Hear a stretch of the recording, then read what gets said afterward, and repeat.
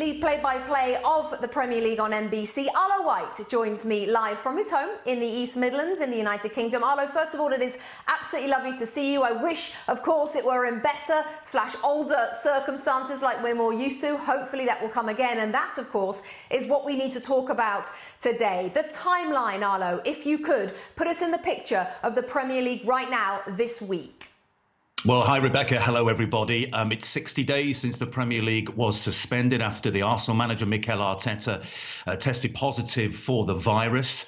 There's been lots of talk, as you say, about Project Restart. The government, Boris Johnson, the Prime Minister, made a big announcement on Sunday. It was clarified on Monday that professional sports, in theory, could start again on June the 1st, with the proviso that the infection rate remains stable and that all sport happens behind closed doors. Now, obviously, the players are not in training as a group at the moment. A lot of training individually, practicing social distancing at the training grounds. And there is a thought that May the 18th, next Monday, is the date where they will return to full training. Before that, the Players Association will meet on Wednesday and the Managers Association will also meet on Wednesday to just gauge the mood amongst their members as to whether they are up for it to come back in this situation where, of course, there can be no cast iron guarantees about player safety and not contracting the virus. And then, of course, next Monday, a Premier League meeting. They are against the clock, Rebecca, somewhat. They need to submit their plan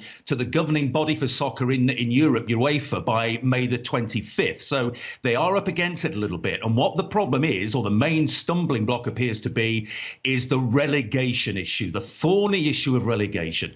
It's not like US sports here, where if you finish bottom of the pile in baseball or in the NFL, you get the first draft pick the following season. If you're in the bottom three at the end of the season, you go down to the league below. It's like being relegated from Major League Baseball to AAA. That, of course, costs clubs a lot of money. And the initial plan, the thought was that they were going to play at neutral grounds. The bottom six clubs at the moment are against that because they see that as a competitive disadvantage, even if the games are played behind closed doors. But there are reports this afternoon, the Daily Mail, Rebecca, reporting that the government and local police forces are happy for clubs to play home games, which could remove the massive stumbling block, as long as the clubs foot the bill for the stewarding. So the issue being, if crowds gather outside, they must practice social distancing. So this is a massive and potentially defining week for whether the Premier League returns. And June the 12th has been the date penciled in. And if it does so, in what form it returns. Well, that's interesting, Arlo, about the neutral venues and about that Daily Mail report that you just talked about there, because as you say, those neutral venues was a stumbling block. All 20 Premier League clubs did not want them. And as for the relegation, well, Liverpool, as we know, being 25 points clear at the top of the league, once they win the league, which is an inevitability, you have to say, if there was no relegation, then it would make many of those games meaningless. So that's an interesting turn of events, certainly coming out about the neutral venues. Just from your personal perspective, Arlo, you're in the UK, you live there. Can you envisage a return with the Premier League in wherever they play it on the television? Can you envisage that happening in the country right now? I can. I know there's a thirst for it at both government level and obviously the Premier League itself. There is a lot of money riding on this, and there has to be that trade-off between player safety, managers' safety, coaching staffs, and whoever's going to be present at the stadiums or at training grounds. But the Premier League will have to rebate something just short of $1 billion to television companies if they can't complete the season. The government are keen for the morale boost that a return of top-flight soccer would bring to people.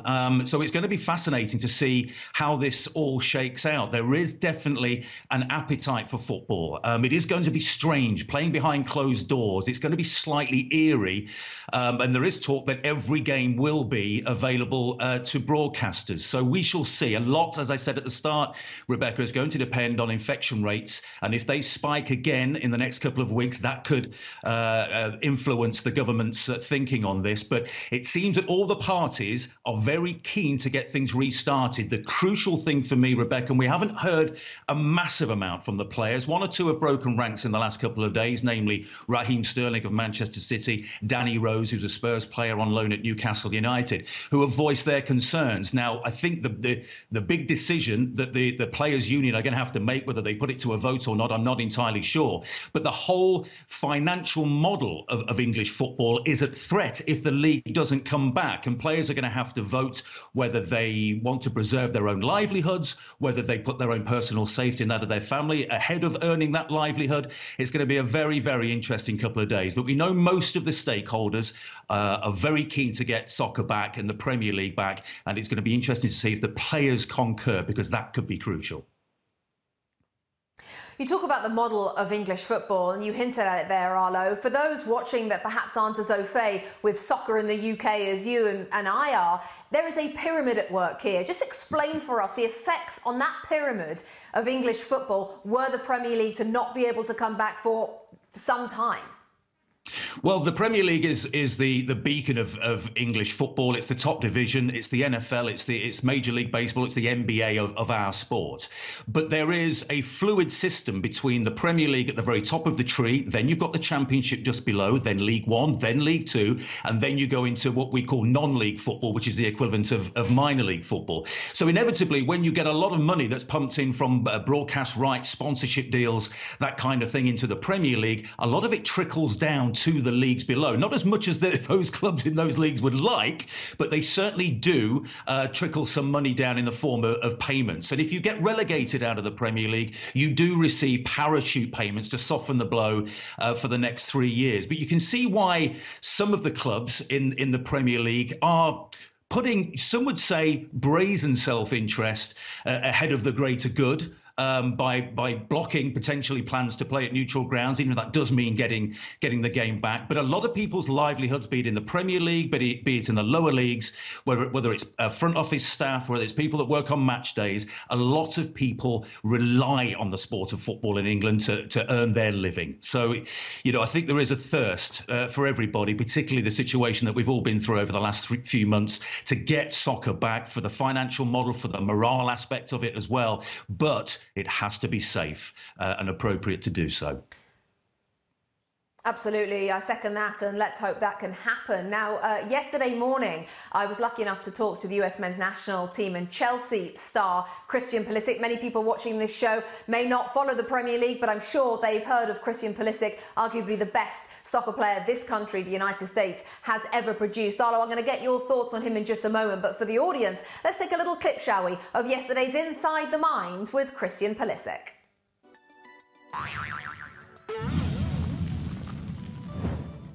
Where exactly are you now with the injury? Yeah, I'd say I'm fully recovered. I'm ready to go as soon as we get back. There's going to be many stand-out moments, but the one so far, of course, that sticks in everybody's mind is the hat-trick. Step over on the left foot, and he scores! Rejoice, America! Pulisic's on the score sheet for Chelsea. It was a fabulous finish. I just had this kind of motivation just to go out and prove a lot of people wrong. Just a kind of a chip on my shoulder just to go out and prove to everyone. And I think once that first goal came, my confidence just kind of shot through the roof and everything kind of just fell into place. Inside the Mind of Christian Pulisic is available for you on the NBC Sports YouTube channel on Thursday. And Arlo, you've met him a number of times. I know you've done your very own Inside the Mind, actually, with the Chelsea star. It was really interesting. I had a 10-minute slot, and hearing that clip especially got me thinking, because for so long he was criticised in the early stages of this season in the Premier League for maybe not having as big an impact as he or Chelsea would like. To hear him there, Arlo, say, yep, I did have a chip on my shoulder and I did want to prove everybody wrong. How surprised were you to hear him finally say that? Well, it was a tough baptism in the Premier League. Let's not forget, Rebecca, he's only 21 years of age. He's been playing in Germany for a number of years. And by the way, the Bundesliga returns this weekend. So it's going to be very interesting to watch that and how it affects what happens in the Premier League as well. But Pulisic started in the first team. Frank Lampard is his manager. Lampard is an English midfield legend, goal scorer. So he's very much a typical or similar sort of player to Christian Pulisic. But Pulisic plays more in wide positions. But he's a midfielder that gets forward that likes to score goals. So there's kind of a kindred spirit there in his manager. And also Frank played for New York City FC, so he knows the American soccer landscape as well, and he knows how much pressure is on Christian Pulisic to perform as the leading American soccer player in the world at the moment. And when he picked him at the start of the season, it didn't go very well. I think he physically wasn't quite up to the challenge. So Frank just hid him away for a few weeks, worked on his game behind closed doors, on the training pitch. And when he came back against Burnley, he was absolutely fantastic. It was a joy to be there that day. A perfect hat-trick, left foot, right foot, and a header as well. Scored a few goals after that, and then the injury issues started to take over. So maybe this enforced break is good news for Christian in terms of his match fitness and his ability to overcome that injury. And I'd expect great things from him. Chelsea, the expectations are very, very high. You don't get too long to bed yourself in. You've got to perform straight away.